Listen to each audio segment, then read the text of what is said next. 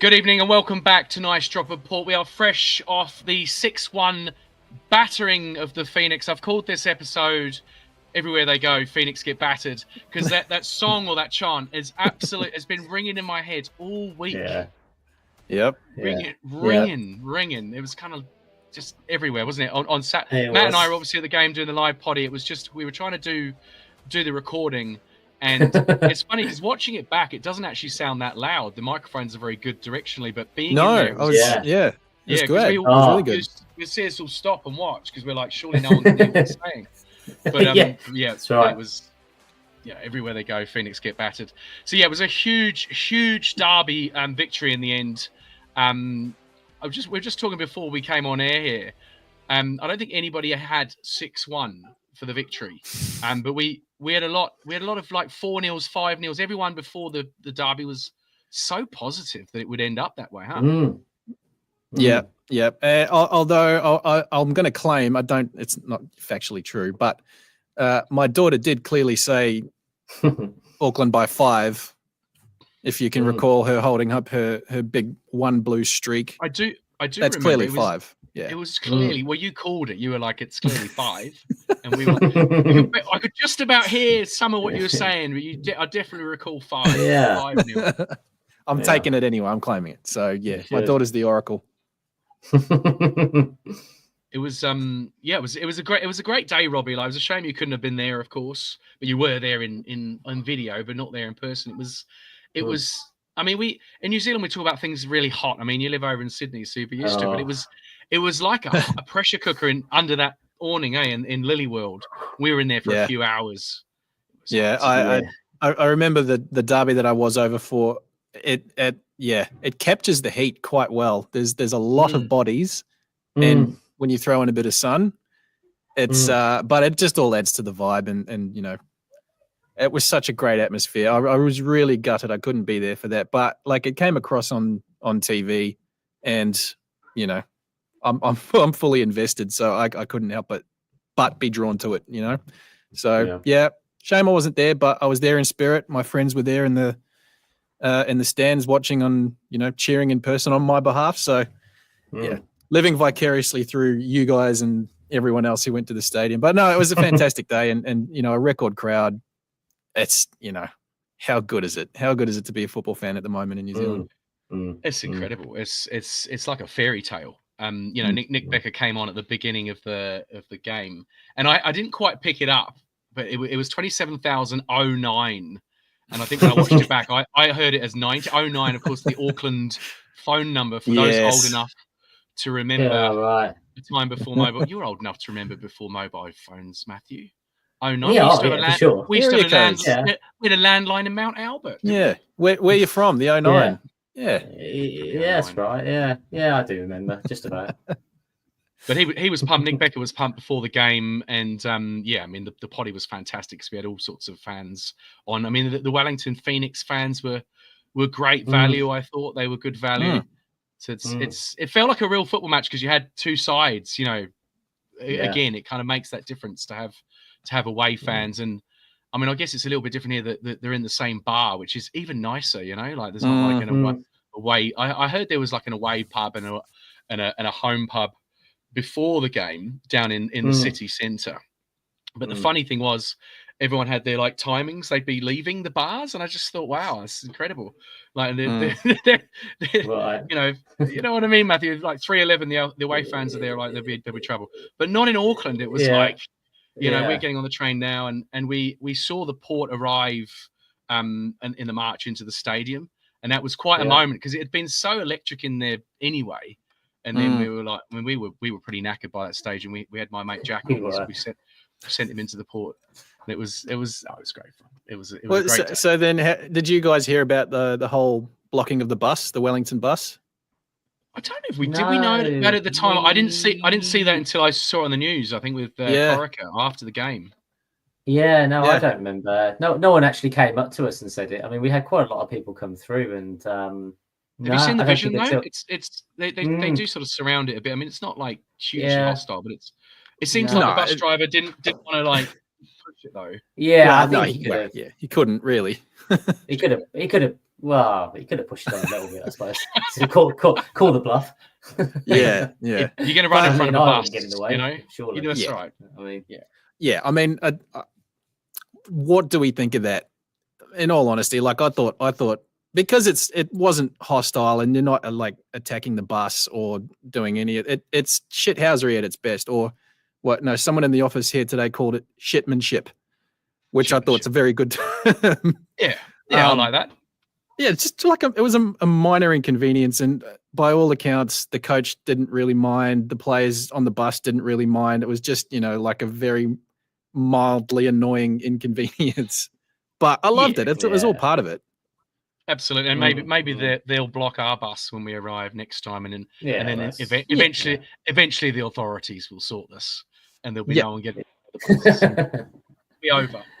You know? Yeah. I don't. Brown on, see what he reckons, because he was there. The Auckland mayor was there. Oh, okay. That's right. There you go. We almost could have had a roving reporter to. I think he kind of just glanced, didn't he? He kind of checked him and then kind of went, "Hang on a minute, Nah. I recognise that guy," but we didn't really know until afterwards. He kind of came and told us, didn't he? He says, "Oh, Wayne Brown was part of the." Yeah, although Jack was buzzing on Derby Day. He was having a great time in many ways. So whether he may have just imagined, I don't know. He's had the time of his life. Bringing the energy, that's for sure. What were you talking about, Matt? Before I rudely interrupted you there, you were talking about something.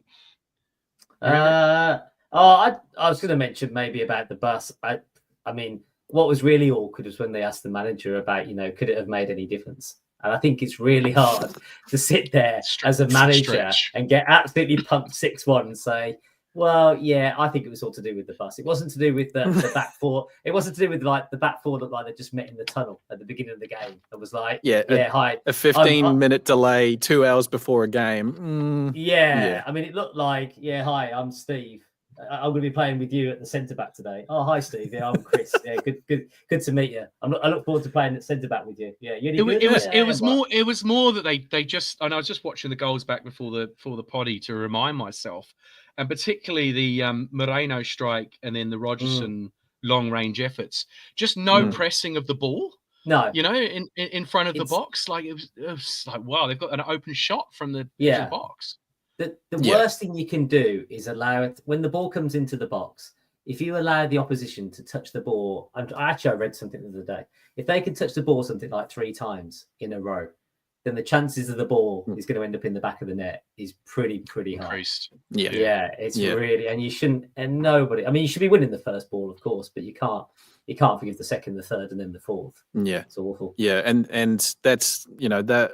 Everyone I've heard from Wellington coach players, they all said that was their biggest downfall on the night. But then I do wonder. I think I may have heard a couple of Auckland players say that was something that they targeted. Particularly the either the corners or the crosses were really deep onto the keeper. Like normally, unusual ones. Yeah. Rather than go cross it away from the keeper or keep it away from the keeper, they put it right on top of him, knowing that. Which is something I hadn't really noticed. That I didn't feel that Kelly Hield was very susceptible to any dramas, under the ball. But it seemed like they targeted him. They targeted that inside the 6 yard, put the ball on top, and it kind of becomes chaos. And then Auckland were really good at picking up that second ball, and it paid off. But something I noticed pretty early on. It was interesting tactic. Yeah. It was almost an interesting start to the game as well, because I think we had a few Wellington fans. Of course, we had a few Wellington fans on the live show, and I think my consensus, and I think they agreed, was that Wellington should come out quite hard, quite quick. Try and really. It was the only way they could win it. They were saying, and it kind of was. They did have a good start. They had a decent start. I mean, Peinecker. I thought first half hour was really solid. Yeah, that guy got poleaxed at the beginning. Peinecker put that challenge into the guy. I mean, that was pretty borderline. It was a high boot, and Wellington were in a pretty decent position. So I thought, I think this is what they're going to try and do. But then you're right. As soon as that first goal went in on the whatever it was, the 30th minute, it was all over. It was all, and it was It was Just bizarre. I imploded. mean, obviously nothing to do with us, but funny enough, because we'd done the poddy and we were absolutely knackered, and then the beers started coming out.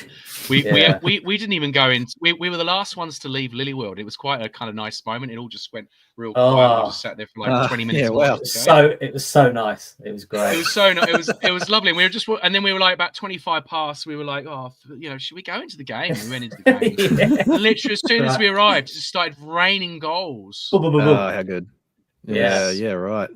Yeah. Interesting to note on the YouTube chat, and keep the comments coming in, everybody. From Gergis, Albie and Josh, the two Knicks keepers, were practicing corner clearances in the pre-game. They must have somewhat seen it coming. Yeah, okay. Yeah. Interesting. Yeah. I mean, I kind of like reflect on the game. I mean, are Auckland really good, or are Wellington really bad? Yeah, I mean, that's the question. What do we think? Or is it a bit of both at the moment? That's a tricky one. That one. Yeah, I always wonder when a team does very well. Are they just really good, and Wellington just can't, like anybody else, struggle to live with Auckland, or are Wellington that bad? I think it might be a bit of column A and a bit of column B. I think Auckland are on it, but Wellington were just Again, like the live show, everybody was coming to us saying 4-0, 3-0, 4-0, 5-0, whatever. There was something that I didn't see. I didn't think I could see that. I thought it was going to be a 2-1 or 3-1, but it was clearly obviously something that people had seen, that they thought that Wellington were pretty average and Auckland were going to be too good. Yeah, I think it's a bit of a perfect storm. Like Auckland's in such good form and playing very solidly, whereas Wellington are. To Chiefy's defense, he hasn't had his best 11 for some time, and I don't think he started the season really with his best 11 available. So he's been trying to move the pieces around to find that best combination available. They haven't been in the best of form. Stylistically, I think they've got a few issues. Don't get me wrong, but you can see what they're trying to do, and even though they were down 3, 4, 5 goals, they were still trying to play.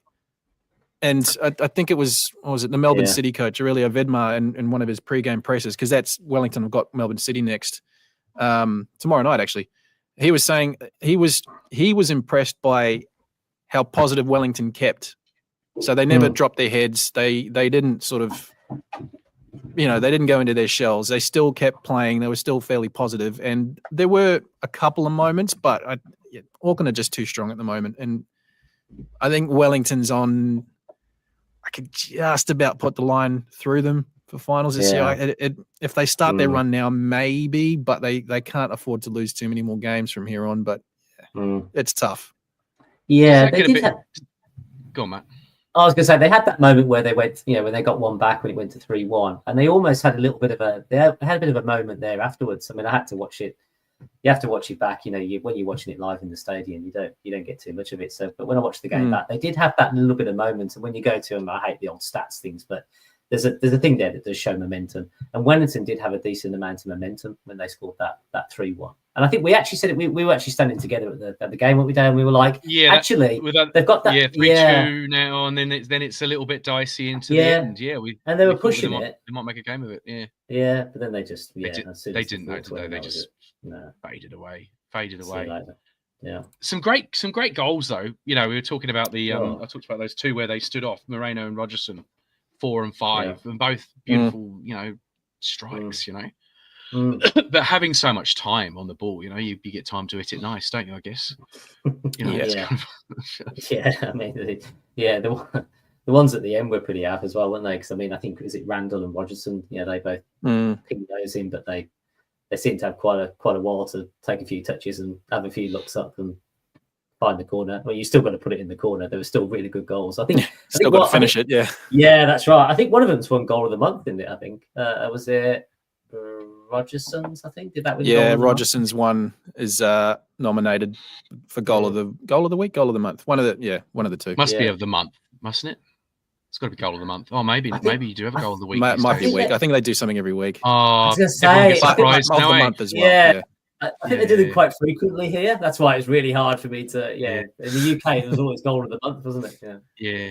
Player of the day with the junior. Mate, I'm telling you, the goals in the A League are that good. You got to do something every week.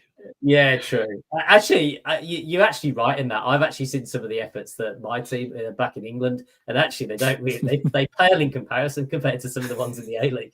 So some of the ones that kind of get into the back door in the UK are like, blimey, it's the bloke's arse and it's the bloke in the face, and he kind of like Goal of the month. He like scribbles and kicks it into the roof of the net. It's like, yeah, he finished it well, but blimey, it's like pinball when it went in. Surely Guillermo Mai got goal of the month for that one. Was it last game or the game before? The Melbourne City one, and I'm pretty sure he did. Yeah. It must be goal of the week. I think it is actually goal of the week. I really do. I think they come thick and fast with the A-League. I think. Yeah. Here's a question: how long do you think Chiefy will keep his role from Auckland FC on YouTube? Yeah, I saw that. It's. Do they fire them a lot in the A-League? Here's a question for us non-A-Leaguers. Is it kind of like a done thing to fire your manager halfway through a season? Or very unusual? Not as much, because several factors, like financially, that is one. Like teams don't have any money at all, so the thought of having to pay someone out, they tend to not unless it's absolutely dire. Coaches have been fired in the past, but it's generally coaching changes only happen when, like Patrick Isnorbo at Victory this year, actually, basically found a better job and left as the head coach, so they had to make a coaching change. With Chiefy, I think he's at the point where he deserves to be able to turn it around. Off the back of what he achieved last season, he got them to within one game of the finals. Yeah. Wellington, for all their faults this season, I think there's some green shoots there. They've just been very unlucky with injuries. I think give him the chance to be able to turn it around. And I mean, like the other, going back to the financial side of things, it's if you do fire a coach, you have to bring someone else in. So one, are the coaches locally good enough? Two, can you afford to bring in an overseas coach and start that whole process again? It's a hard one. And the fact that there's no promotion relegation yet or anything like that, there's no kind of extra incentive for if results are going bad, then you need to make a change, that sort of thing. There's not that panic that other leagues will experience, definitely. My point's going to be just how fickle the game of football is, because when I knew Auckland were coming in, I tried to watch a bit of the last season and towards the end, and I think I found myself probably watching more Phoenix games than any other, just because of the proximity of it. And I just thought, with the players that he had, with the job that he was doing, I actually thought, is this going to be? Does he go on to bigger and better things? Does he end up going to a club that's probably going to offer him a little bit more, a bit more finance? I say finance because there's a cap, isn't there? But moving to somewhere that's going to give him a bit more of an opportunity to push forward. But then, like I said, it just shows how fickle the game is. You turn into next season, things start to go a bit whatever. So I think my point really says. No, I think my point really says that if he's done what he's done before, then I think he deserves to at least see the season out and go from there. Yeah. And the other thing is, he's not necessarily that kind of seemingly from what he's publicly said, and I know people who know him personally. He's not that kind of character who will cut and run anyway. Like not necessarily the point where a better opportunity will come along and he's just going to go, see you later. He said he wants to kind of build something at Wellington. And he wants to show a bit of faith to them, since they gave him his opportunity as a head coach. This is his first role as a head coach. Oh, okay. Well, so he wants to kind of build a legacy, and whether that's 2-3 more years, or even if it's just one more. But he won't cut and run, basically. So he doesn't strike me as that kind of character anyway. Yeah. But I would love to be able to see. I'd love to see him just given the chance to forge something, build something. I think he deserves it. Yeah. I think he's been pretty hard done by this season, hasn't he, with what he's had? So yeah, for sure. The amount of turnover that the play, he's lost his best players and he's had to rebuild again. Yeah, that's always hard. That's his best goalie. For one. Yeah, that sucks. Yeah, that'll be awful. What is it like for those clubs when they drop out of playoff contention? There's no relegation, because we've got another couple of months of the season to go. Do the crowds drop off generally and people sort of lose a bit of interest, or? You get your hardcore, I guess, that always go. Yeah, well, it kind of depends on how the team itself approaches it. Like, if a team starts just going, all right, we're going to play kids from here on in, sometimes that actually lends itself to better crowds because the fans want to see locals. Like, I'll use Newcastle and Perth as an example. When they see local Newcastle products or local Western Australian kids come through, it's something for them to latch on, rather than the imports and, the veterans that just kind of journeymen. They see their academy kids come through. They can go, all right, he's one of us. We're going to back him. And sometimes that, that can be a factor.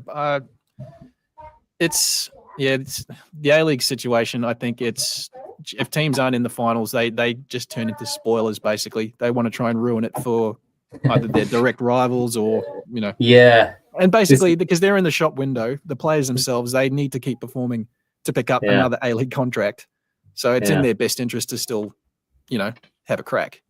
Yeah. There's always these teams back in the UK, like in the Championship, it's like your Swansea and your Preston and your Bristol City. They are just in constant purgatory. Like they're not good enough to get out through the top, but they're not bad enough to go out the bottom. So they're just constantly ticking over between. It's a lifestyle of up and down for those. Yeah, it's like between 10. They're no better than 10, but they're no worse than 15, and they're just constantly just ticking over.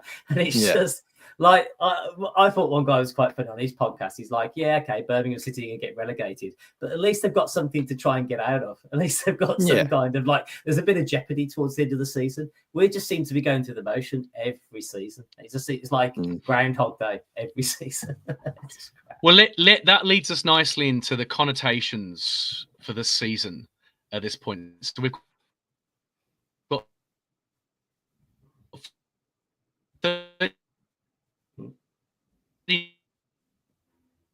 9 points. So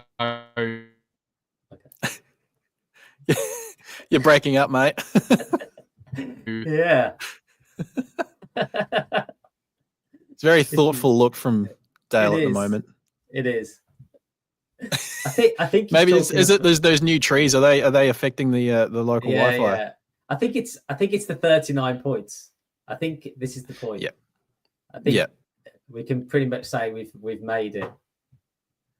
And oh, he's coming. Definitely playoffs, but we're. Oh no! He's gone. Oh, he's gone. What do we do? We lost now. We've lost the main. We've lost the captain. He's gone. We've lost Sakai. What do we do? He's gone. You're looking at me. I'm looking at you. Do we move? Do we push forward as a 4, or do we drop? Do we sweep back, or do we change over? But that, I think what Dale's going to say is that basically we've made it to the point where we've 39 points with. Yeah. Oh, here we go. Sorry, Dale. I was going to try and. Can you? We've just taken over. Oh, thank you. I could kind of hear you. 39 points. So we're there in the playoffs. Is that where we left it? Pretty much. Yeah, pretty much. Yeah, and I think that's. I know from this side of the Tasman, that's kind of most of the experts that I'm lucky enough to work with. They've kind of all but conceded. Certainly we'll know by this weekend with the Adelaide game. If they beat Adelaide, that becomes an 11-point gap. It'll probably end up the weekend will be being at least a 10-point gap. And with massive. 9 games remaining. Yeah, with 9. Yeah, that's a hell of a gap. So most people on this side are kind of saying this is Auckland's premiership to lose. Yeah. It's a great position to be in. Is that Auckland or Dale? Dale's kind of just in almost he's going to release a dart. Looks like he's at the hockey ready to. It's like that. Yeah, the Sean Bean meme. One simply does not. Yeah, that's right. Yeah, one does not simply to start a team and technical issues, but techno notice. We're doing quite well over 13 viewers, incredibly. We're just chatting, Matt and I. This is a good chat. Yeah. Do I disappear and come back? Is that what's happening with me? That's what's happened. Yeah, you were James Madison. Yeah, you were James Madison. Yeah, that's right. Where's Matt gone now? Is he here? This is bizarre. Oh, it's all falling apart on Dale's end. We're still here. You know. Yeah. I like teachers out the It is class. my Let's end. go This is crazy. my end. I tell you what's really weird. Can you guys hear me? No, you're good now. You're good now. Yes. Yes, we can hear you. Really weird. I tell you what's really weird for me, right? Is that I didn't sleep a wink last night. So I'm on like 36 hours of sleep. Bizarrely, I went to Wellington of all places. So this isn't real. It's not happening. Yeah. Stayed in a hotel and I did not sleep a wink because I didn't take my favorite pillow and my favorite sheet. I forgot all my things. Yeah. And I had to go with the hotel things. Earplugs. I always forget to sleep with earplugs. If I can't get my earplugs, I'm at it. I was just wired, man. So I bought myself a Thai Red Bull. Have you guys? I mean, Matt, you've had this. Oh, yeah. No, I haven't. I'm not brave enough to try that. It's like rocket fuel. Yeah, I mean, old Samson will know about this if he's still watching Thailand. Yeah, Samson, you're in. I think he's commented on the YouTube. Teachers out of the class, let's go crazy. Yeah. He can hit us. He can hit us with exactly what you're putting into your body, probably right now. Is it the amount of sugar and the amount of? It's like a Red Bull tincture, you know. It's kind of like it just injects the Red Bull into your veins without all the fizz and all the water. Yeah, it's just the Red Bull, you know, the good stuff, liquid Red Bull. Yeah, this is black market tiger's blood or something. Yeah, it's direct from the bottle. 20 baht, 20 baht a bottle. Oh yes, let's go. Oh, to be fair, in West Auckland they're not much more expensive. I think I only paid about $2.50 for this. Yeah, right. Not too bad. Pretty good considering this. Dale's off chops here. Yeah, this is it. This is the most viewers we've ever had. We should just completely not know what we're doing again. I feel like this is just an overflow of the live show. It's just kind of correct. Manifested. I've still got heat stroke from the live show, I think. Yeah, I know. Yeah, I know. I was buzzing. Oh gosh, I was tired, but also wired. Yeah. But so I got up after my night of no sleep last night, and I watched Spurs straight off the bat of being awake. Oh. Yeah. And it was like, oh, this is horrible. It's horrible. I had the sound down. I just knew we were going to lose. Rubbish. Yeah. Well, you were losing when I saw. Did you lose in the end? Yeah, we lost. Yeah. Should have scored at the end too, just quietly. Yeah. That's right. That. I missed it. Anyway, we were talking about the connotations. So I'm interested in these preliminary. How do we say it? The prelim rounds. Yes. Prelim rounds. Yeah. Goodness me. The prelim rounds. And I did say maybe we shouldn't do tonight. The prelim rounds and so we have third versus sixth, fourth versus fifth in the prelim rounds, right? So how it works. Top six, 1 and 2 get the first week off. That's right. 3 versus 6, 4 versus 5 in the elimination finals. Elimination finals, yeah. Okay. And then the 2 winners go through, play 1 and 2. That's the semi-final. And we're 2 legs. And it's 2. Just stop there. Why is it 2 legs? And what are the rules? Like, do away goals count double? Oh, no, away goals rule. No, not a thing. I think they made it 2 legs, 1 to give both clubs a fairer crack, basically. So you can play in front of your home crowds. You know, as far as I know, that's one of the reasons behind it. 2, I think they just love extending finals anyway, series. So just give it more. Yeah, it goes on right through May. I saw pretty much. Yeah, pretty much. Just looking at a penciled-in schedule for us. Yeah, and so technically we may only see Auckland at home in the last 2 weeks of the finals because if we finish top, we're likely to be away first in the semi-final. Is that right? Yes. The highest rank goes away first. Away first, yes. Yeah. And the idea being you have more of a well, is it better to go away first?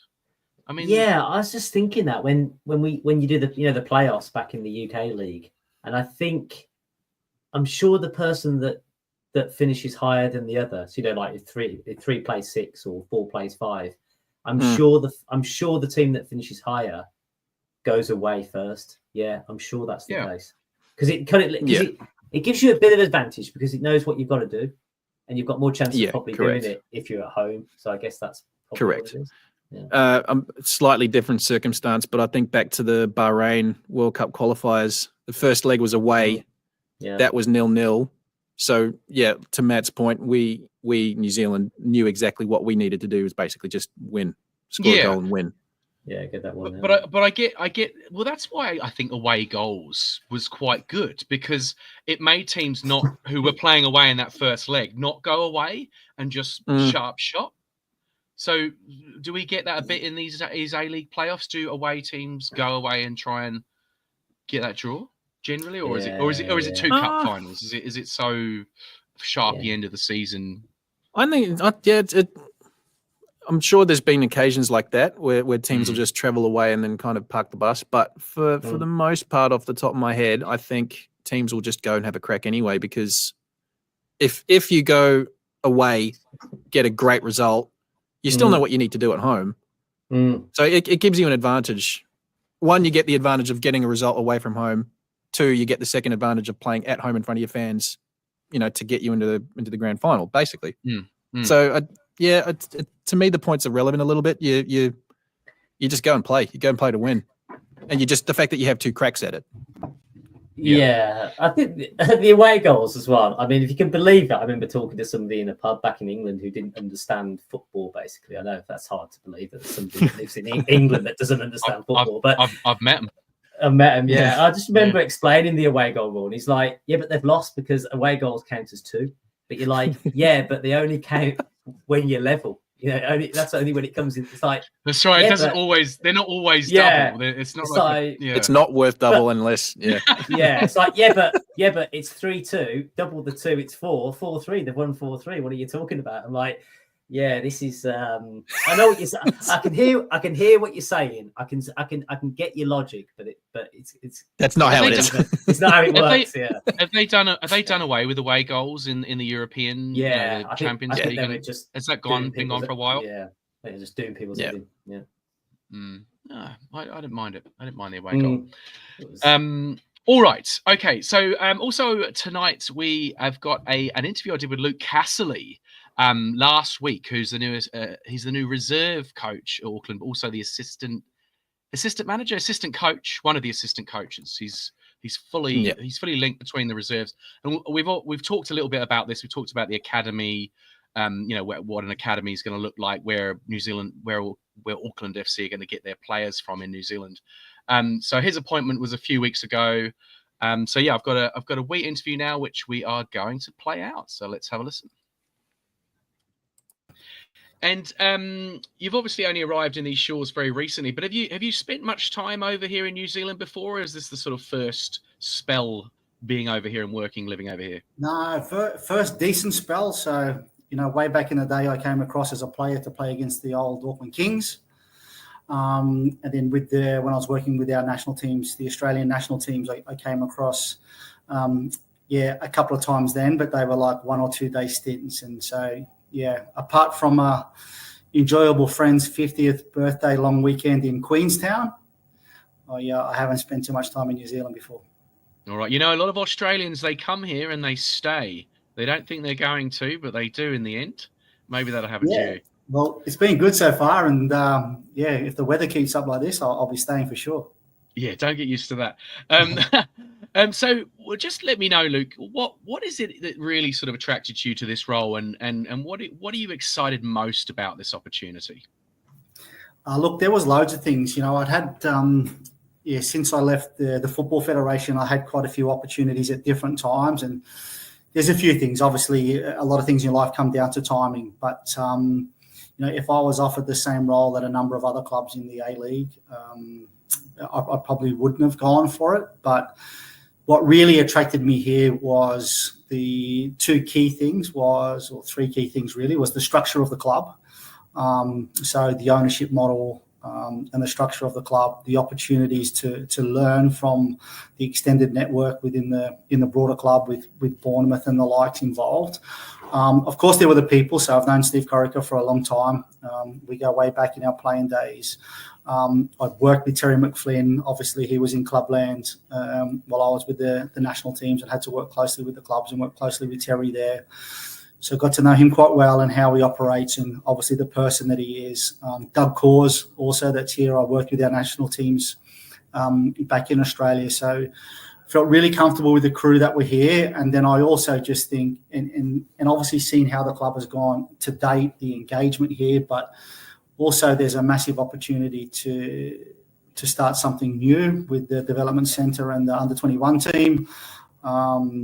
And I've seen over the last few years, through the junior national team programs, that the quality of players that have been developed here in New Zealand. And to be a part of that and work with the young players here and provide them an opportunity to become professional footballers was, all of those things kind of combined.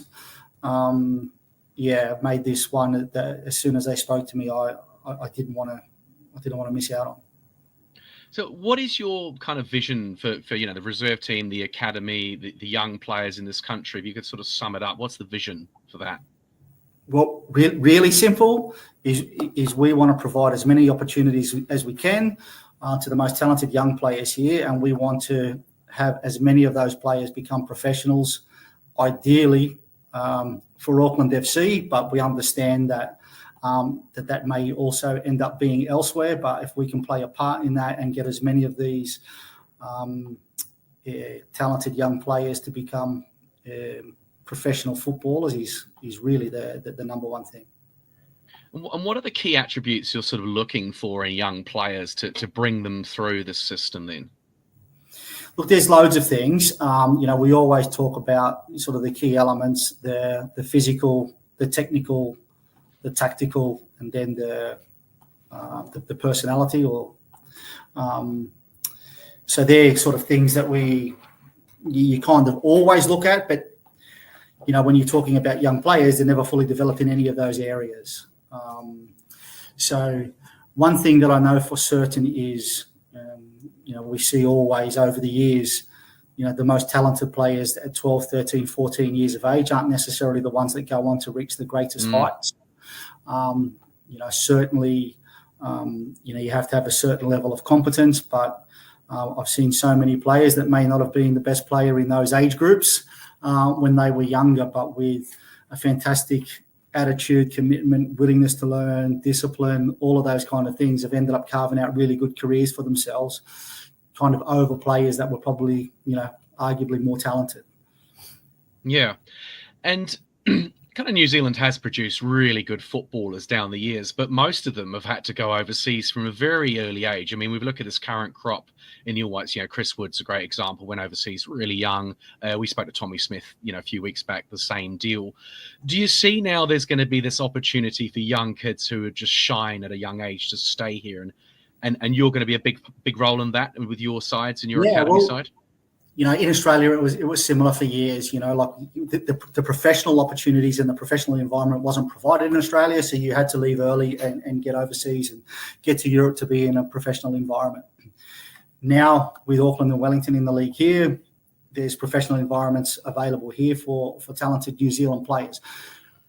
We found over the years that players that establish themselves first in the A-League, get up towards 100 games in the A-League first and then go abroad, tend to have a longer career abroad. We've seen plenty of them go really young, not really get any minutes, maybe get bounced around a bit, come back, get minutes in the A-League and go again. So certainly think that being in the professional environment here, establishing yourself in the A-League is a much better platform to go abroad, go over as a first-team contracted player and to be able to get minutes in Europe.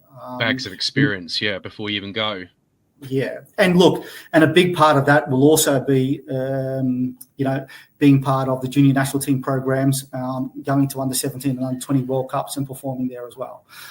So again, that's certainly part of what we want to do. We want to get as many of these young players at Auckland FC, representing the New Zealand national team, under 20s later this year at the World Cup. And how's it actually going to work on a granular level, Luke? Like, are you working with like the Northern and National League academies and coaches? Is it kind of like is it going to be an unwritten rule that if you've got a good player, give us a shout, Auckland FC? Are there going to be trials? I mean, I've been here a week. Doug Cause has been working closely with a lot of the clubs and the federation and everything else. And today, everyone has just been super welcoming, super helpful, and a little bit different to some of the stuff I've experienced back in Australia, where people really encouraging players to go from their club and progress and come into Auckland FC. We have a meeting tomorrow around the development centre. So we've got a first sort of activity with the development centre next Wednesday. So Brian Shelley will kind of be one of the main people overlooking that. So he's my assistant coach with the under 21s as well. But basically the starting point for the development centre and the academy is all on recommendations from clubs, club technical staff on, who they think are the right players in the age groups to come and join in. So basically the starting point of the development centre will be, that players train with their clubs, and the nominated players will get additional training sessions with us, and then go back to their clubs and play with their clubs on the weekend. Right, cool. So that's when they're at a very young age. And then once you're kind of like in this reserve team at Auckland, and you say you get up to the first team, is that the idea that you're talking all the time with Steve, and there's sort of the first team and this reserve team are sort of working as a fluid transition, and also if there's players in the first team who are struggling a bit, and one name that comes to mind is someone like Liam Gillian this season, would there be an opportunity for a player like him to drop down and like have another season in the reserves? Is that how it's going to work? Well, there's an age restriction on the reserves, so if they're age eligible, they can come down and play in the competition. Obviously we've got some pre-season friendly games coming up for the reserves, and so there will be, an opportunity for A-League players who aren't getting minutes to, come and get minutes in those practice games that we have, so that they're, topped up and ready to go if they're needed, an opportunity for them to play in the first team. Yeah, but your ambition would be to have players ready to go in the A-League to get them to that level. Absolutely. And is it kind of, we know Steve's got a style, a playing philosophy. Is the idea that's going to be installed, that philosophy, right down at the academy level? Tell us a bit about that. Absolutely. It makes no sense that everything that we do has to be vertically integrated. It makes no sense to develop players to play a certain way in the juniors if our senior team doesn't play that way. It just makes no sense. So, again, been here only a few days, but there's been a lot of work done on, our philosophy and our playing style. But basically, if you, I've already spoken to the boys in the reserve grade team. If you want a reference point on our style of play, how we play, what's expected from you from the individual position that you play, just look at our first team. Yeah, and the idea is if you're a left winger, you look at how the winger plays, right? And you want to sort of replicate that. Although we don't want players to be robotic. I guess you're still teaching adaptability in there, eh? No, you're more talking about, in a lot of that cases, your structures without the ball. But even still, like with the ball, you look at the first team.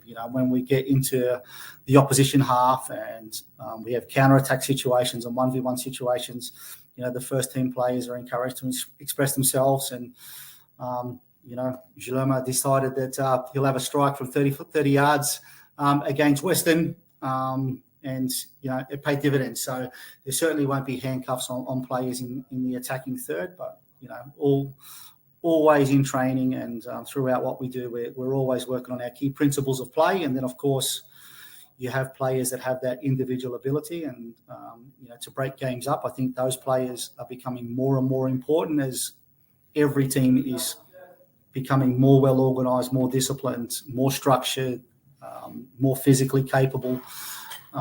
then those players who do have the ability to break open defences and break up games, I think are just going to become more and more important in the game, and absolutely we want to encourage that. Hey, here's a question.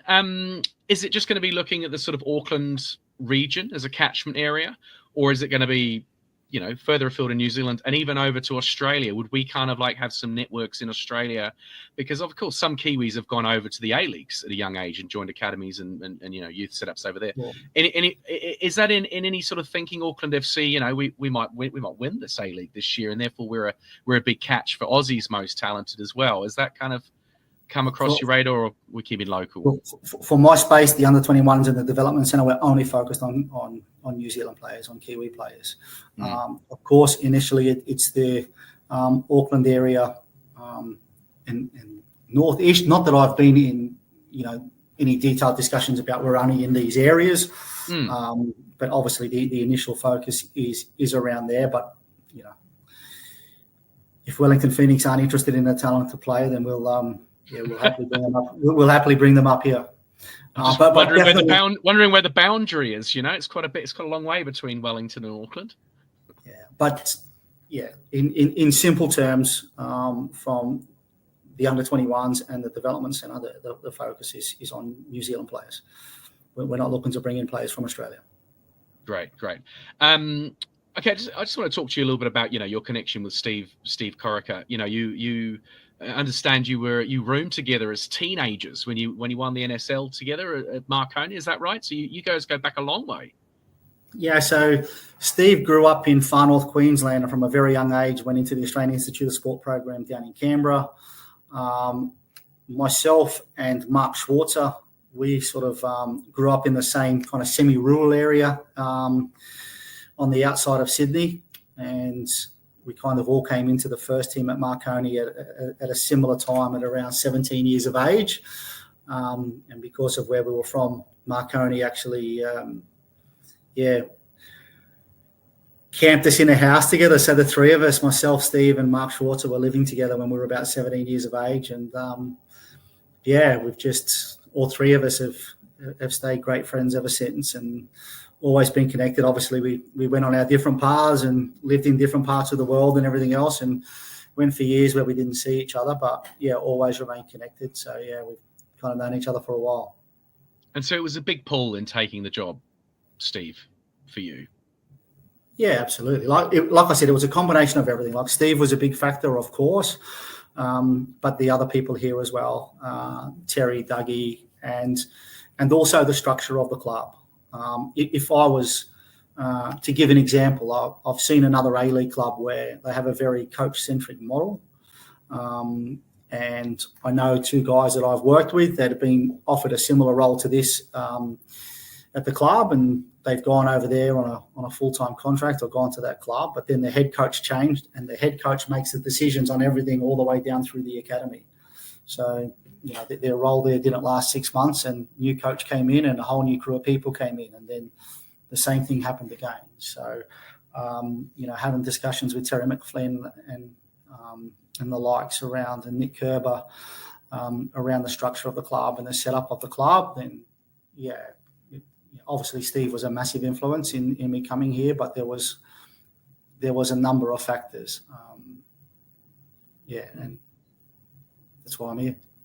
And just lastly, really, you've not been here long, but what have your first impressions been? I mean, it's kind of almost unusual to come into a team that's doing so well. I imagine, it's not often you join when a team's, the club's 5 points clear. The whole city's gripped by the sporting new thing we've all got. Like, how is it inside the camp?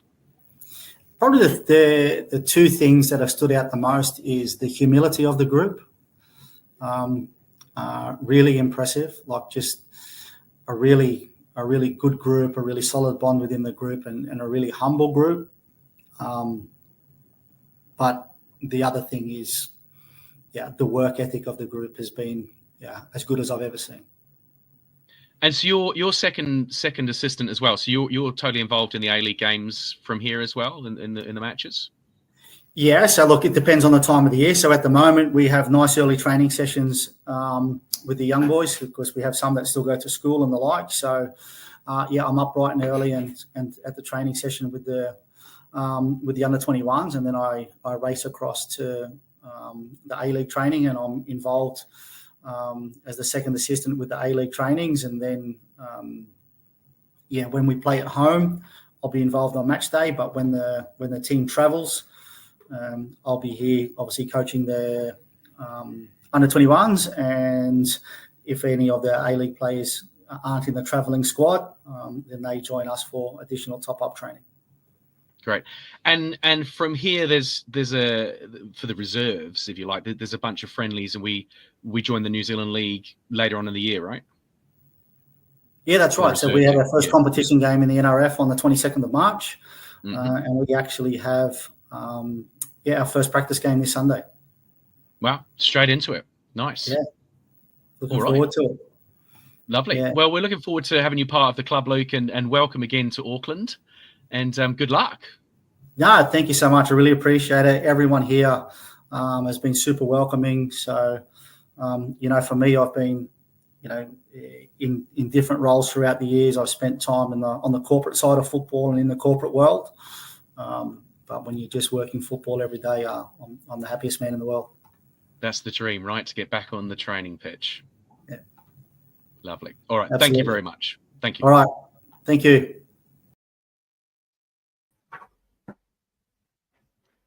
All right. Has the best job in the world. He's probably right. Hey, getting out there, playing football, coaching football. Still what I want. It was what I wanted to do, and then I realised I wasn't going to be good enough.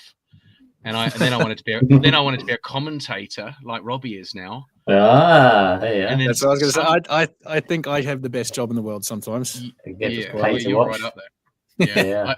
I somehow fell into news instead of sport as a career, which was kind of annoying. Looking back at it. Hey, I'm making up for lost time now. Yeah, you're in now. That's right. Part of the rich tapestry. That's right. What do we think about Luke anyway? Robbie, do you want to go first? Yeah, like impressive character. Like I hadn't I'd known about him, but didn't know too much about what kind of makes him tick. But by all accounts, and from a couple of local NPL commentators that I've chatted to, nothing but great things to say about him as a person as well as a coach. He's got the runs on the board. Like he finished his playing career in 2010 locally. Excuse me. Took up coaching straight away, and within 2 years took Marconi to a title. So back in 2012, and that was the first time in nearly 40 years. Since then, kind of moved around, worked with Football Australia, like he said. And I think he even said as well that he was part of bringing Ange to the Socceroos head coaching job as well. So he's got an eye for it. He did do that. Yeah, we spoke after the button stopped. So he found out I was a Spurs fan. I was like, yes, I was very impressed with that. He's right at the heart of it for a long time. Yeah. And then most recently, working at Hills United here in Sydney, took them to promotion in 2023 from the second division, and that was a year after they finished last. So he can coach, and the fact that he's got such a great youth focus as well, I think augurs very well for Auckland FC. Like that's one of his key strengths, is developing young players. So I think we've got a really good coach on our hands, working on that next tier of players coming through. Steve Corrigan's kind of putting the old band back together bit by bit. A little bit. His old connection with Terry McFlynn on earlier in the year. Yeah, that's right. But I guess that's sorry. The one last important point that those NPL commentators said: he loves a beer, loves a chat, loves a beer. Oh, there you go. As did I last Saturday. As did I, and I still feel like I'm suffering, but that's okay. That's okay. Matthew, reflections on Luke? Yeah, I thought quite an interesting point was the making sure that if players are going to move to a different league, Northern Hemisphere, that 100 A-League appearances, try and make sure they play 100 A-Leagues. Because I watched a little kind of promo thing on Chris Wood and about his journey from, it was people being interviewed about how he had, where he played and people that had coached him and how he'd made it, and how he was just saying that really it was very similar to to get his name there. But you go over to the UK for kind of like your apprentice. You rock up there as like a 16-year-old or whatever, a 17-year-old as a youth player, and it's kind of just almost like a sink and swim kind of thing. And I could see I could see Chris Wood kind of, even though he was saying about how great it was, you could tell by the tone of his voice how difficult it was. He went to a decent team, and then he went on West loan. Brom. We're real young. I think Chris it Wood, was West Brom, and then he went on loan. Around the time of the World Cup, I think, or the qualifier, 09, I think he was at West Brom. I remember at the time. But he had to go on loan to a lesser club and lower club, and just you could tell from his story that it was difficult. You had to learn. You had to look after yourself and try and integrate yourself. So I think even though Chris Wood is a success story, and there's probably going to be others like that, he could clearly see in his thing that he was just a fantastic player. He was always going to be up there. He excelled in every single age category that he played. So I think for other players that may not be able to just have that, it sounds like that 100 A-League appearances is just going to put them in better stead. Yeah, and that's generally like most recent over the past decade or so. That's kind of been generally the point. Like Luke mentioned, you've seen a couple of times a player bursts onto the scene, to quote Micah Richards. Burst onto the scene, have one good year, go overseas, but then just kind of tread water, bounce around a few times, and then end up back in the A-League. You think of a Daniel Arzani, Marco Tilio, moved to Celtic off the back of a great season, but injuries and didn't really get in the minutes there. So if you play 100 games in the A-League, that's 3 seasons.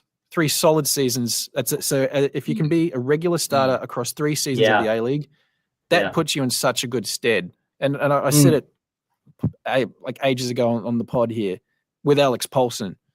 I would love to see him stay in the A-League for at least this season, maybe one more.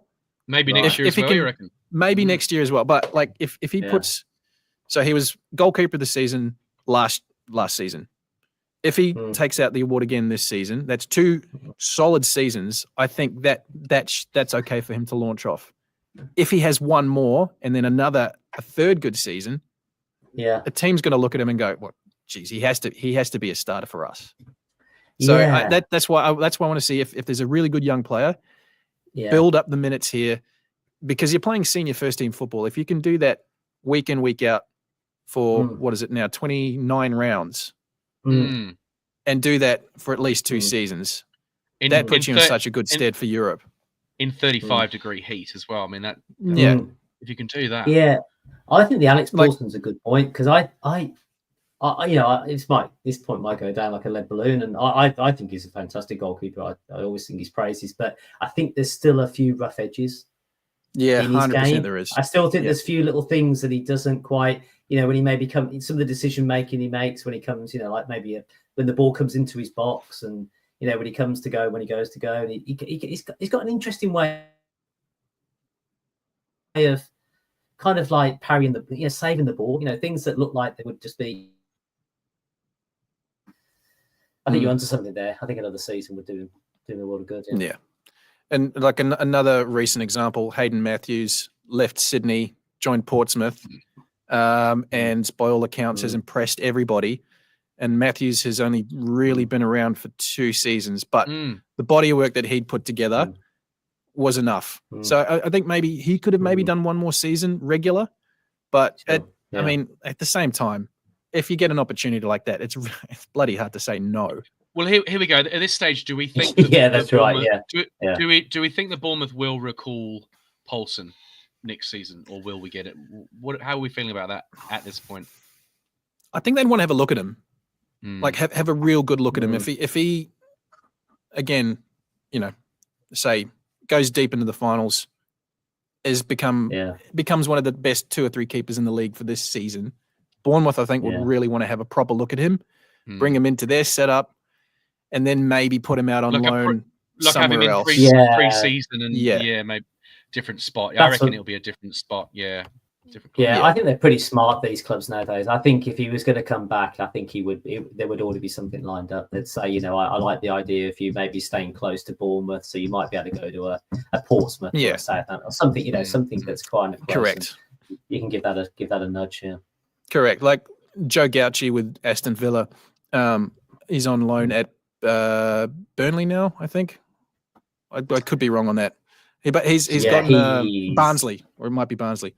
Please, someone correct me in the comments if I got that wrong. But he's gotten the move to the Premier League club. Sat on the bench a couple of times, played a few FA Cup games, but now is getting regular minute. Well, he's been injured. He got injured, on the weekend. But he's getting that regular start in a lower tier.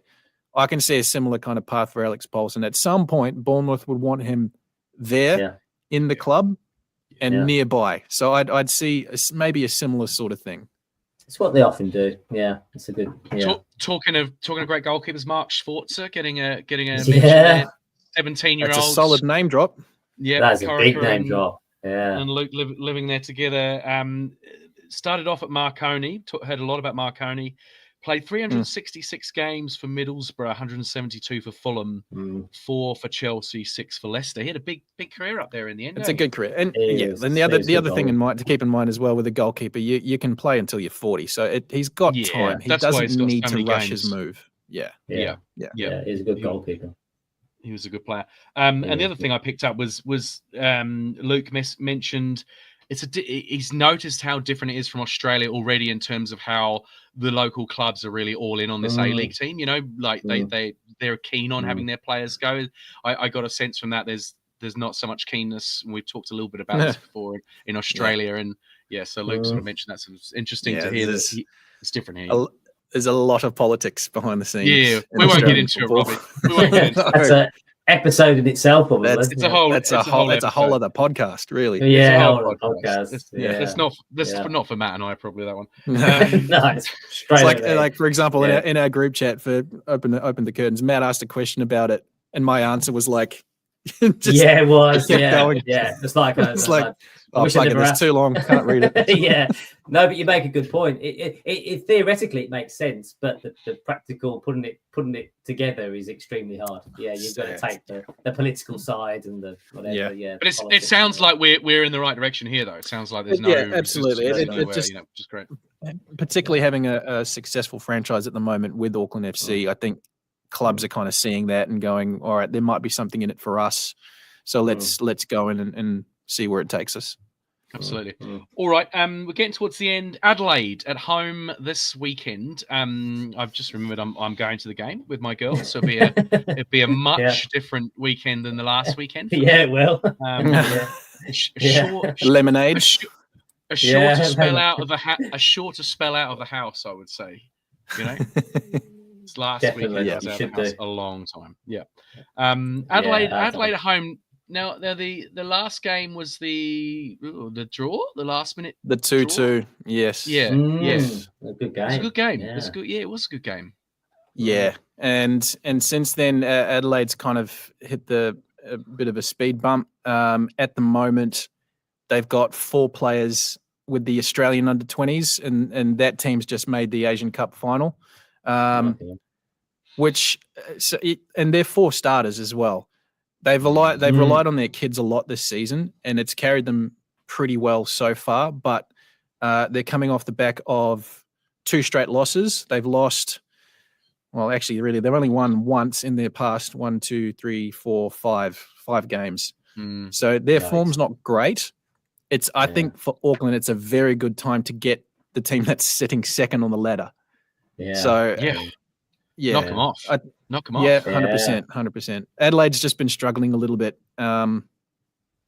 Based again on form line, it's hard to look past Auckland getting another 3 points here. We are in such form. Even I might go 4-0 this week. I mean, he's right on. I'm going to go 4-0 straight off the bat. Are you going? Yeah. Yeah, 4-0. I think that, like you said, Auckland FC are in such great form. They look like the ball's glued to their feet when they're attacking. You know, they're hungry. They are on a. I think you mentioned they're on a roll. I mean, when a football team gets on a roll, momentum. It means so much because the mental side of the game is easy. You know, it's all beer and skittles, and Auckland FC are going to win the A-League at the moment. It feels. That's it. Yeah, it's hard to see who can really stop this. No, stop this form. The way Adelaide are travelling, It'd be very long odds, I think. Draw would be a very good result for them, but even then, it's Auckland should beat them and beat them fairly comfortably. Jeez, that's 1v2 as well. Like usually when you get a top of the league clash, you kind of think, this is where, does one get pulled back, or is this when the gap starts to are we 9? Wider? Are we 9? Are we 9 clear? Yeah, so we'll be 12 if we win. It's crazy. 8 points clear. We're 8 at the moment, so we'll be 11. They're second in the league, and we're just looking at it like, it's just going to be. But I think you're right. I think it is going to be. But in saying that, it's very much an anomaly because Auckland are so far ahead, but then the rest of the final spots, 2nd to 6th, there's one win separating them. Yeah, so it's actually exciting. Yeah. And for us, I guess you don't want to win the league by 10 points. What do you you win the Premier? What do you call it? Winning the Premier if you actually win the league, right? And then get beat in the playoffs would be awful, eh? Yeah, that was going to be my question. Who has won it by the most? What's been the biggest gap? I started looking that up this week. I think I got as far as Melbourne City a couple of seasons ago. Yeah, what was that? Or at least even by this point, I think they were 10 points clear at a similar stage. So I wanted to do a bit more research behind that, but I think there's been a couple of times. So Auckland could break the record. They could win the league by potentially the points. Yeah, they beat potentially Adelaide. Another record. Yeah. Jeez, another record. Yeah, this is the most bizarre thing I've ever been part of in my life, and winning this many games in sport. I feel like it's just all gonna. I've never ever been involved with anything that's successful in my life. Yeah, I know. It feels weird. It's very odd. What am I doing? Yeah, too good to be true, huh? Is this what success feels like? Is this how it goes? Is this what it was like to be a Man U supporter in the early 2000s? Must have been. It's very light. That was a good time. It was a very good time. I'll be honest. It doesn't matter who we're playing. Who cares? We're going to win. Yeah, it's another win. Yeah. But I guess the thing, speaking as a United fan, even with that period, like I was only a teenager, and because I was so far removed from that, you're not really a part of it. You're just kind of. You're there as a bit of a bandwagon. Like it's the team I support, but you're supporting from this far. You're not really immersed in it. With this, I'm fully immersed in it. Like this is like I've said to you guys before. This is the first time I've felt this kind of thing with football. Yeah, and it's awesome. It's bloody awesome. I love it. Is it too early to start the bring Robbie home for the semi-finals campaign? It's gonna what do you call it? A GoFundMe. It's getting going. Oh, please. Elsewhere, New Zealand or Jetstar. Bridges. Where do you want to stay when you get here? Somewhere nice. Any correspondence related to that you can direct to my wife. That's great. Your manager? Your agent. Yeah. Yes, sure. Correct. No, I'd love to be able to go more, but when the team travels here, I'll do my best to get there and support them that way. Yeah, there's a Sydney away game coming up in April, isn't it? April, yes. End of April. Beginning of April. Oh, early-ish. Early-ish April, yeah. Somewhere in April. Somewhere, yeah. Yeah, I think there's going to be quite a lot of travelling fans. The call of port, they're calling it, eh? So that'll be exciting. Exciting to get on to that one. Good idea. All right, I'm 4-0. Score, Matt. Have you done your score yet? No, I'm just looking at the right hand side. I'm looking at the comments. I quite like It's like, what am I going with? I think I might go with your prediction, Matthew. Yeah, you want my prediction, don't you? Yeah. I think I'm going to go. For some reason, 1-0 Auckland. Oh God, I thought you were going to say 1-1 again. 1-1. He's dropped that. He's dropped that. 3-1 they score first, but no, I think I'm going to go with 1-0. 1-0. Yeah, 1-0. A workman like 1-0. Yeah. No, I still think you're comfortable 2 or 3. 2 or 3-0. Yeah. 2 or 3-0. I feel like it might be a bit like what's the phrase? The day after the Lord Mayor's show. It's right kind of after the derby. Yeah, you've had the big one, and then you kind of, there's that one next. What does that expression mean? The day after the Lord Mayor's show, is it I a think bit of it a means downer? that you've had a big hurrah. Yeah, the big day. You've had a lot of fun. There's a big come down, is it? And then it's a big come down afterwards, and you've got to try and pick yourself up to live the rest of your week or whatever. Have you been to the Lord Mayor's show? Have you? I don't even know what that is. Personal experience. I'm just labouring. I heard it because this is a dose of reality. Birmingham were playing Newcastle in the FA Cup, and then the next game was Cambridge United. Oh, well, that's your day after the Lord Mayor's show, isn't it? Tell me about going from like the epic to I don't there's many Cambridge United to the cow paddock.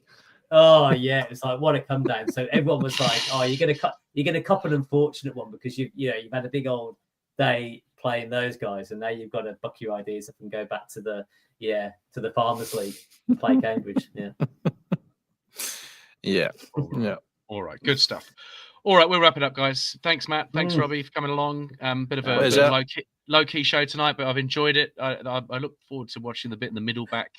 Where I disappeared for a while. I think that was the best bit, Matt. Just you and I. That was really good. We had all kinds of jokes going on. You were like robot. Comments were flying. Just shit canning Dale. Yeah. Oh, come on. Well, we hit a milestone. My Gmail told me we'd had 1,000 downloads on Spotify and Apple Music since we started. So that's we're aiming for the sky. All right. Up the port. Thanks everyone for the comments too, by the way. Thanks for the comments. Helps me a lot. It helps me out. Enjoy the show. Make sure you subscribe. Make sure you give us a like. Tell your mates. Nice drop of port. We are out. Thanks for watching or listening. Thank you.